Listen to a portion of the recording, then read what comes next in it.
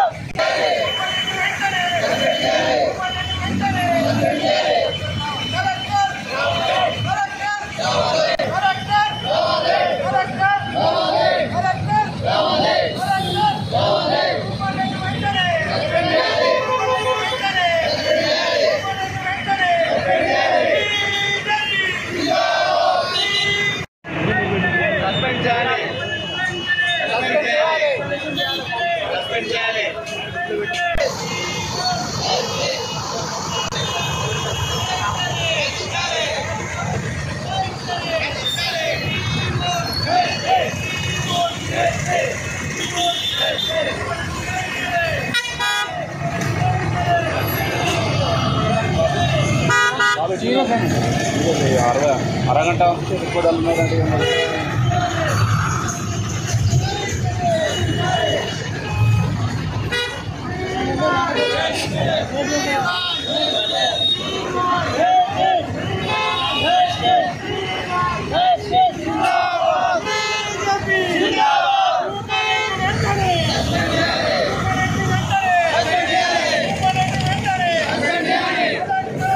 ఏదైతే పెద్దపల్లి గవర్నమెంట్ హాస్పిటల్లో ఒక చిన్న బాబు సెప్టిక్ ట్యాంక్లో పడి చనిపోవడం జరిగింది.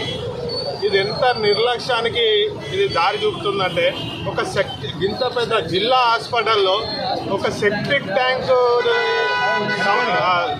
సరిచేసేటటువంటి విధానం లేదు. దీనికి వెంటనే కలెక్టర్ గారు దీని మీద సీరియస్ యాక్షన్ తీసుకొని దీనికి బాధ్యులైనటువంటి అధికారులను వెంటనే సస్పెండ్ చేయాలి. అట్లానే సూపరింటెండెంట్ని కూడా సస్పెండ్ చేయాలి. అట్లనే ఏదైతే బాధిత కుటుంబానికి ఉన్నదో గవర్నమెంట్ తరఫున ఒక 10 లక్షలు ఎక్స్కేషన్ ప్రకటించాలని చెప్పేసి మేము భారతీయ జనతా పార్టీ పక్షాన డిమాండ్ చేస్తాం. సెప్టిక్ ట్యాంకు మూత తెరవడం మూత పెట్టకపోవడం వలన ప్రభుత్వ ఆసుపత్రి చుట్టూ ఆధీనం ఉన్నటువంటి చెత్త జంగల్ అది అంతా వ్యవహారం అంతా ప్రభుత్వ నిర్లక్ష్య వైఖరి. మోదీకు చెట్లు నాటడం జరుగుతూ ఉంటే ప్రభుత్వ ఆసుపత్రికి పరిశీలిస్తే ప్రభుత్వ ఆసుపత్రి లెక్క లేదది. కేంద్ర ప్రభుత్వం అనేకమైనటువంటి నిధులు ప్రభుత్వ ఆసుపత్రిని 100 హాస్పిటల్ తీర్చినటువంటి కేంద్ర ప్రభుత్వ నిధులతో ద్వారా నిర్మించబడితే దాన్ని అధ్వానంగా ప్రభుత్వ ఆసుపత్రి యాజమాన్యం అధికార యంత్రాంగం ఏం పెడిచెవిన పెట్టకుండా దాని అడ్మినిస్ట్రేషన్ లోపం వలన చిన్న పిల్లవాడు ఆ సెప్టిక్ ట్యాంకులో పడిపోయి చనిపోవడం జరిగింది. ఆ పిల్లవానికి ప్రభుత్వం తరఫున 10 లక్షలు ఎక్స్గ్రేషియా ఇవ్వాలని భారతీయ జనతా పార్టీ తరఫున డిమాండ్ చేస్తూ ఉన్నాం.